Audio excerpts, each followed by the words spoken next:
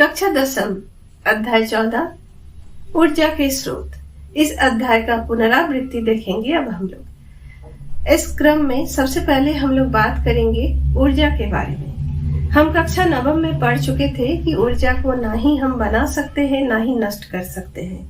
ऊर्जा सिर्फ एक रूप से दूसरे रूप में परिवर्तित होता है।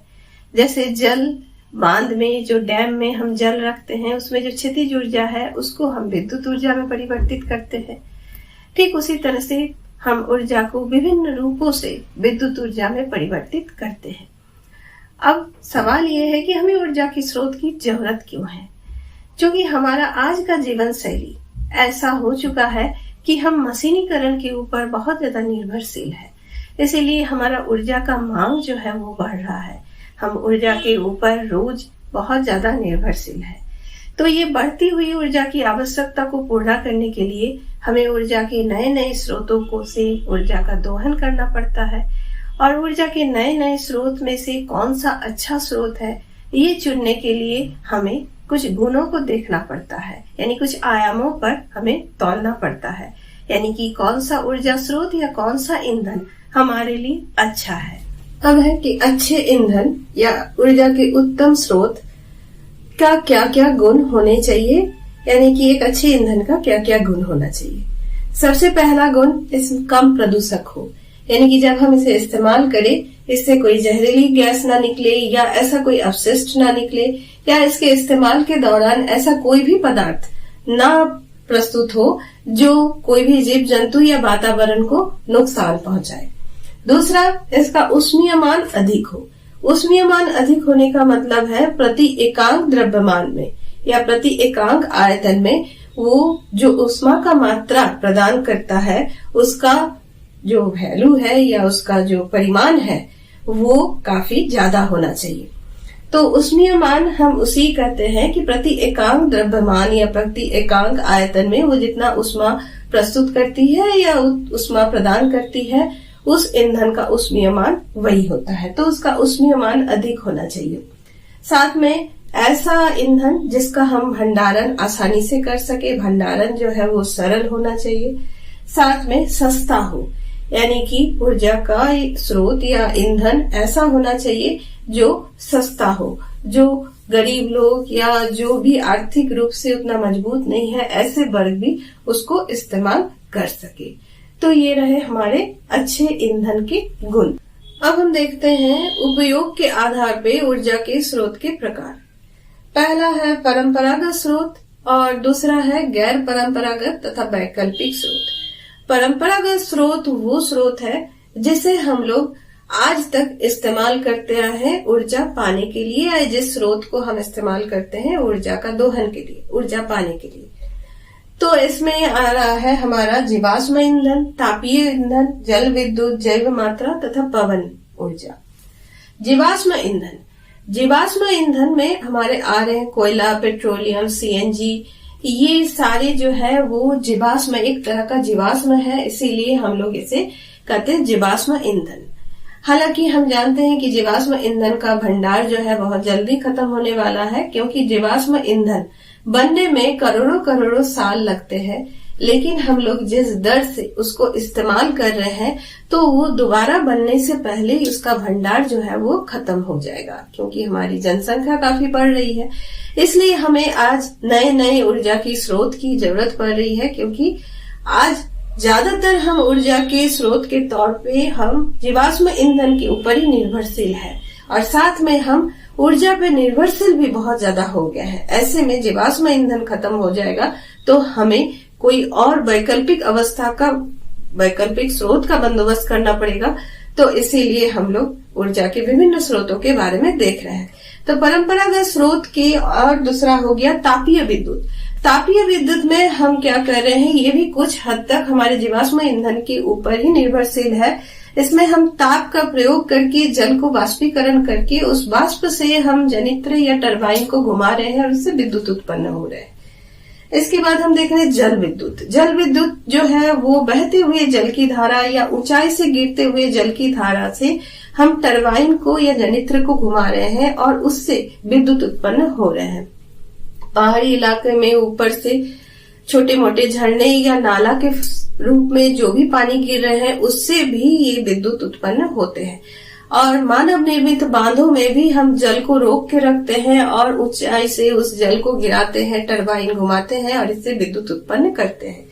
इसके बाद हम देख रहे हैं जैव मात्रा। जैव मात्रा में हम देख रहे हैं कि विभिन्न जीवित प्राणियों, विभिन्न मवेशी या जो भी हमारे पालित पशु है, गृहपालित या जो भी जंतु है, उसके मल मूत्र अपशिष्ट पदार्थ या पेड़ पौधे के जो सूखे पत्ते हैं उस सब को अपघटन करा के उससे हम एक गैस बना रहे हैं, जिसका मुख्य गैस है मीथेन, जिसे हम ईंधन के रूप में इस्तेमाल कर रहे हैं, या तो खाना बनाने के लिए या बत्ती जलाने के लिए, बल्ब जलाने के लिए।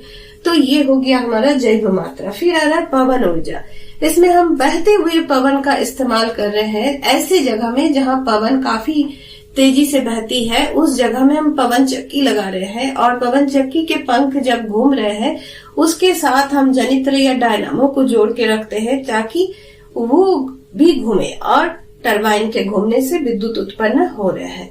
तो ये हमारे परंपरागत स्रोत। और गैर परंपरागत स्रोत में आ गया सौर ऊर्जा, जिसमें हम सूर्य से आने वाली जो ऊर्जा है उसको हम रासायनिक ऊर्जा में संचित कर ले रहे हैं। इसके लिए हम सौर सेल या सौर पैनल बना रहे हैं जो सौर ऊर्जा को अवशोषित कर उसको हम भविष्य में इस्तेमाल करने के लिए संचित कर लेते हैं। इसको हम लोग खाना बनाने के लिए भी इस्तेमाल करते हैं सौर कुकर के रूप में। फिर पानी गर्म करने के लिए खिलौना, कैलकुलेटर, इवन और भी हम देखते हैं कि उपग्रह में भी हम सौर ऊर्जा का इस्तेमाल कर रहे हैं। जो मानव निर्मित उपग्रह को हम भेजते हैं महाकाश में, उसमें भी हम सौर ऊर्जा का इस्तेमाल कर रहे हैं। इसके बाद हम समुद्र से भी ऊर्जा निकाल रहे हैं। समुद्र में जल का अपार भंडार है। ऐसे में सबसे पहला तरीका जो है वो जारीय ऊर्जा। जारीय ऊर्जा हम जानते हैं कि दिन के निर्दिष्ट समय में समुद्र का जल स्तर बढ़ता है फिर घटता है।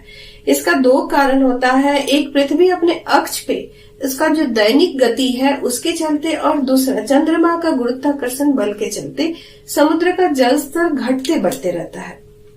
इस घटते बढ़ते के क्रम में जहाँ पे जल स्तर बढ़ रहा है फिर घट रहा है, वहां पे अगर हम टरबाइन लगाते हैं तो टरबाइन घूमती है और उसके हमको विद्युत मिलता है, जो रोज हो रहा है। इसके अलावा तरंग, समुद्र के पृष्ठ में जल की सतह पे जब काफी तेजी से पवन बहती है उस समय जल के पृष्ठ पे भी तरंग उत्पन्न होती है, और इस तरंगों की जगह पे अगर हम डायनामो लगाते हैं तो वो तरंग जब उठती है उस समय डायनामो भी घूमेंगे और उस डायनामो के घूमने के चलते विद्युत उत्पन्न होंगे। तो इसको हम तरंग ऊर्जा भी कहते हैं। इसके बाद हम देखते हैं महासागरीय तापीय ऊर्जा।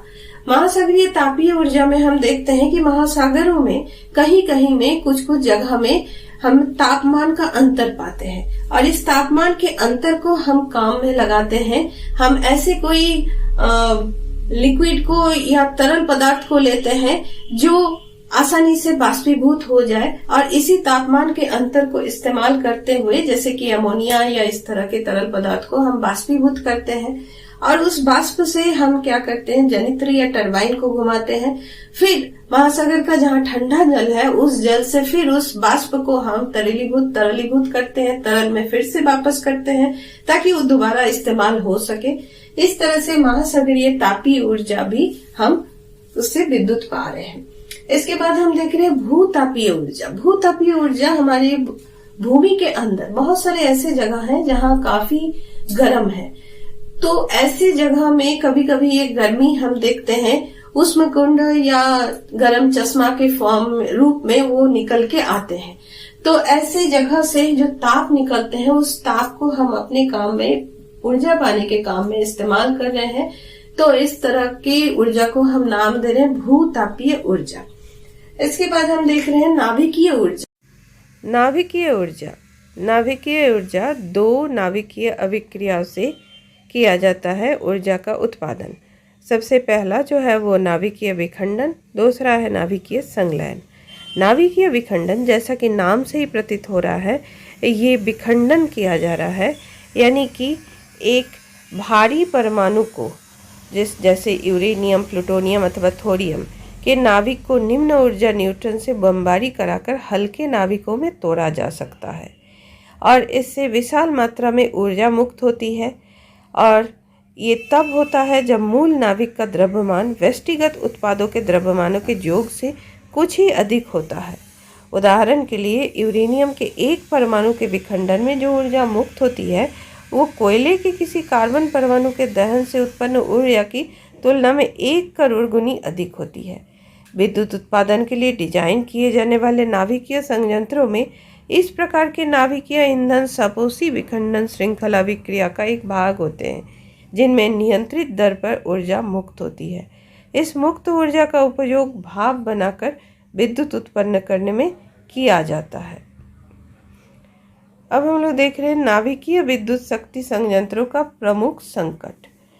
पहला है पूर्णतः उपयोग होने के पश्चात शेष बचे नाभिकीय ईंधन का भंडारण तथा निपटारा करना है, क्योंकि शेष बचे ईंधन का यूरेनियम अब भी हानिकारक या घातक कणों के विकिरणों में क्षयित होता है।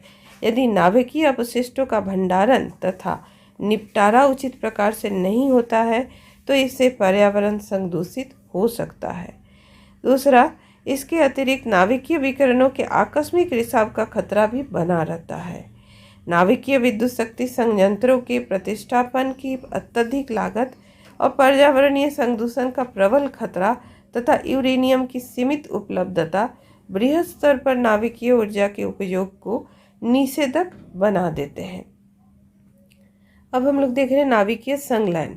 संलयन का अर्थ है 2 हल्के नाभिकों को जोड़कर एक भारी नाभिक बनाना, जिसमें सामान्यतः हाइड्रोजन अथवा हाइड्रोजन समस्थानिकों से हीलियम उत्पन्न की जाती है। नाभिकीय संलयन अभिक्रिया सूर्य तथा अन्य तारों की विशाल ऊर्जा का स्रोत है। नाभिकीय संलयन अभिक्रियाओं में नाभिकों को परस्पर संलयित होने को बाध्य करने के लिए अत्यधिक ऊर्जा चाहिए। नाभिकीय संलयन प्रक्रिया में होने के लिए आवश्यक शर्तें चरम कोटि की है। मिलियन कोटि केल्विन ताप और मिलियन कोटि पास्कल दाब, यानी मिलियन कोटि केल्विन ताप चाहिए और मिलियन कोटि पास्कल दाब चाहिए। हाइड्रोजन बम ताप नाभिकीय अभिक्रिया पर आधारित होता है। इसके बाद हम देख रहे हैं पर्यावरण विषयक सरोकार, यानी कि हम ऊर्जा के स्रोत को जब भी हम चयन करेंगे तो हमें पर्यावरण के बारे में भी सोचना पड़ता है। किसी भी परिस्थिति में जब हम किसी ऊर्जा स्रोत का चयन करते हैं तो निम्नलिखित कारकों पर निर्भर करता है। पहला, उस ऊर्जा स्रोत से ऊर्जा प्राप्त करने में सरलता। दूसरा, उस ऊर्जा स्रोत से ऊर्जा प्राप्त करने में मितव्ययता। तीसरा, उस ऊर्जा स्रोत से ऊर्जा प्राप्त करने की उपलब्ध प्रौद्योगिकी की दक्षता तथा उस ऊर्जा स्रोत को उपयोग करने में पर्यावरण को होने वाली क्षति। अब देख रहे कोई भी ऊर्जा स्रोत हमारे लिए कब तक बना रहता है, ये भी हमारे लिए चिंता का विषय है। हम अधिक समय तक जीवाश्म ईंधन पर निर्भर नहीं रह सकते। इस प्रकार की स्रोतों को जो किसी न किसी दिन समाप्त हो जाएंगे उन्हें ऊर्जा के समाप्त स्रोत अथवा अनवीकरणीय स्रोत कहते हैं। हमारे प्राकृतिक पर्यावरण में नवीकरणीय ऊर्जा उपलब्ध है।